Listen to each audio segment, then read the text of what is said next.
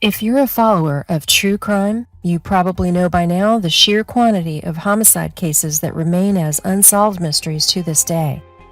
In order to get the evidence necessary to pin the crime on someone, you need logical leads to work off of. But when there are no witnesses, no solid evidence, no obvious connections or motives, not even the names of the dead, what are you supposed to do? This is especially true in the era before DNA profiling, with all investigative work having to be based on conjecture and anecdotal evidence. As a result, a great deal of cases are of cold cases that come from the 20th century. Luckily for the victims and their loved ones, the tenacity of investigators is lifelong, having kept the cases locked and untouched for years until time and technology march on to actually make use of old evidence. And in 2022, with advances in DNA, fingerprinting, and genealogy data, there were a lot of cold cases that have finally been put to rest. In this video, we'll be looking at 10 cold cases that were finally solved in 2022.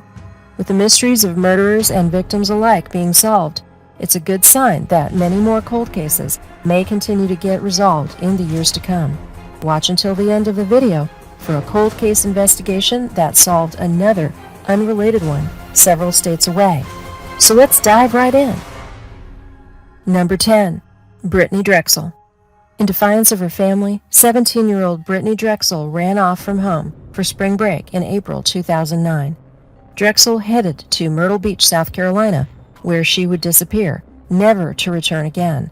While developments in the case were able to identify a suspect in Raymond Moody, there was no definitive evidence connecting him to the case until a decade later, when investigators on the case were able to utilize data from Brittany's cell phone in GPS tracking that determined where her disappearance took place. There, they discovered surveillance footage that showed Moody committing the crime, leading to his confession of the location of Brittany's remains. Raymond Moody was given a life sentence, plus 2 30-year sentences, in October 2022, hopefully never to be free again. Number 9. The Christmas Tree Lady of Annandale. On December of 1996, a woman committed suicide at a cemetery in Annandale, Virginia. The suicide notes that she would leave along with funeral expenses were signed Jane Doe. While the case itself was settled as suicide, the identity of the woman would remain anonymous, earning the moniker of the Christmas Tree Lady for many years. Finally, in May 2022, Fairfax County investigators were able to access genome sequencing technology, prompting them to reach out to suspected family members and confirming the identity of the woman as Joyce Meyer. Meyer had reportedly drifted from her family in the 1980s after moving to Virginia. With no one around to identify her, Meyer was set on dying in obscurity. Thanks to modern advancements in technology, the mystery of the Christmas Tree Lady's identity has been solved. Number 8. Diane Lindon. In some cases, the answer is closer than you think. Diane Lindon was found dead on May 2, 1988, when she failed to show up to work at the San Diego Transit Corporation. Her body was found in her bedroom by a coworker who came to see if she was all right, along with her 2-year-old son, who had been wandering alone in the apartment hallways. Don's killer was never caught, and so police took whatever evidence they could before leaving the case unsolved until March 2022. Through genealogy using DNA taken from Don's fingernails and a strand of stray hair, investigators identified Don's former neighbor, Warren Robertson, as the killer. In addition to being neighbors, the two of them had been regulars at the same racetrack. Robertson had suspiciously cut ties with his family and moved away after the murder, but there wasn't anything substantial to implicate anyone at the time. Robertson won't be punished, however, because he's already dead, perished in a house fire in 1999. Number 7. Anna Kane. The 1988 murder of Anna Kane was at a standstill the first 15 months after her body was found strangled on the outskirts of Reading, Pennsylvania, having no leads despite best efforts from police and the local newspaper. Out of the blue, a mysterious letter would later appear on the editor's desk from an anonymous concerned citizen, which revealed information that only the killer would know. While the saliva on the envelope would match a sample found on Kane's clothes, technology would not be good enough to make any positive suspect IDs for over 3 decades. After all that time, in 2022, family members of the killer provided DNA information on public websites, leading to the police matching the old evidence from the letter with one Scott Grimm. Unfortunately for Kane's family, Grimm had died in 2018 without any criminal record, meaning he will remain unpunished. But at least they can rest knowing the face behind their tragedy. Number 6. I65 Killer. The I65 Killer, also known as the Days Inn Killer, was the name given to an unknown serial killer who was active between 1987 and 1990. The unknown assailant had attacked 4 women along I65 between the states of Indiana and Kentucky, all of whom were night shift workers at hotels along the highway. Vicki Heath, Margaret Peggy Gill, and Jean Gilbert did not survive the attacks. However, an unnamed 4th victim survived to give a description of the attacker. A suspect wouldn't be determined until April 2022, when genealogy investigations connected the I65 killings to deceased criminal Harry Edward Greenwell. Greenwell was no stranger to crime, having a criminal record spanning from 1963 to 1998, including 2 jailbreaks, before dying in 2013. It's believed that Greenwell may be responsible for more murders and is currently being investigated further. Do you think Greenwell is responsible for more unaccounted crimes? Let us know in the comments below. Number 5. Maurice Shiverella. The killer of 9-year-old Maurice Shiverella has been a long mystery, having started on March 18, 1964, when her body was found in a dumping site in Hazleton, Pennsylvania. Understandably, with the age of the case in question, police did not have the techniques necessary to identify any child murderers that would have been responsible. Time would march on, and in February 2022, 20-year-old genealogist Eric Schubert was able to narrow down potential suspects out of 2,000, eventually pointing to a man named James Forte as the murderer. At the time of her death, Forte was a 22-year-old local bartender in Hazleton. It's unclear as to his motivation behind the killing and will likely stay unknown. Forte had died 16 years later of natural causes in 1980. His body exhumed to confirm a match with given evidence. Number 4.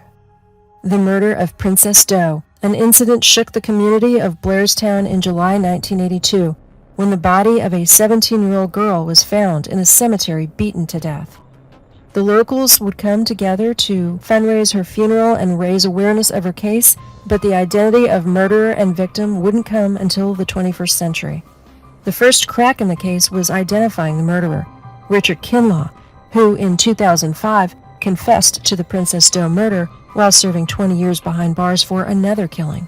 However, without identification of Doe, no action could be taken on this confession until 2022, when DNA tracing identified Princess Doe as Dawn Olenek, who is believed to be murdered by Kinlaw after resisting coercion into prostitution.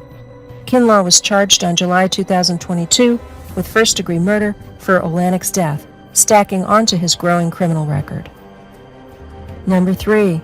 Lee Rotatori. 32-year-old Lee Rotatori had been staying at a Best Western in Iowa in the midst of transitioning to a new nursing job. However, she didn't show up for work, for she had been found to be stabbed to death when her body was discovered on June 25, 1982. As Rotatori had no obvious connections, having only moved in recently, the killer would be unidentified until a genealogy research in 2022 identified Thomas O. Freeman as the murderer. Freeman's daughter provided the DNA sample used for this discovery. While this case is closed, more mysteries have come up due to this connection, as Freeman himself was murdered weeks after Rotatori's death, his corpse being found along a highway in Cobden, Illinois, in October 1982. His corpse had been decaying for 3 months, the cause of death being several gunshot wounds. The connection between the 2 killings is currently being investigated. Hopefully, it won't go cold. Number 2. Lindy Sue Biegler. When 19-year-old Lindy Sue Biegler was stabbed to death in 1975, DNA fingerprinting wouldn't be used for another decade.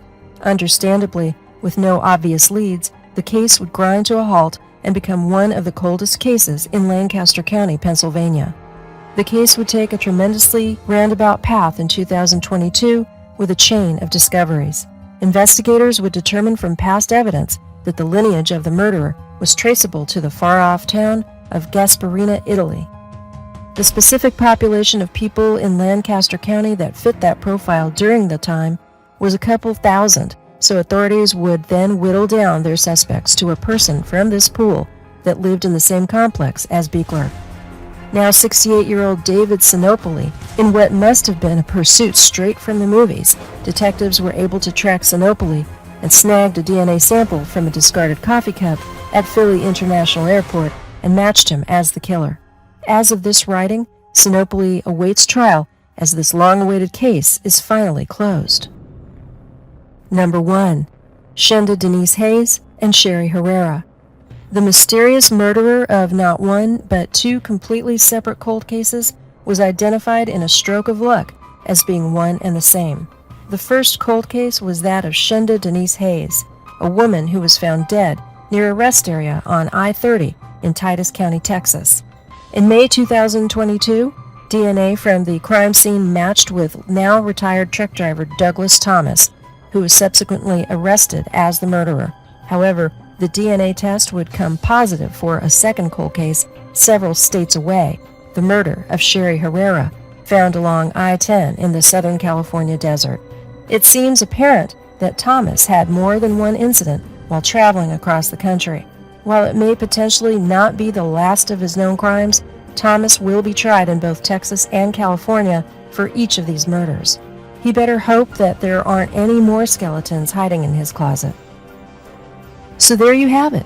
If there's one thing you should take away from this video, it's the power of forensic genealogy. Do you think that cold cases will eventually become a thing of the past with the advances in forensics? Let us know in the comments below. If you found this video interesting, make sure to like and subscribe to our channel for more true crime content.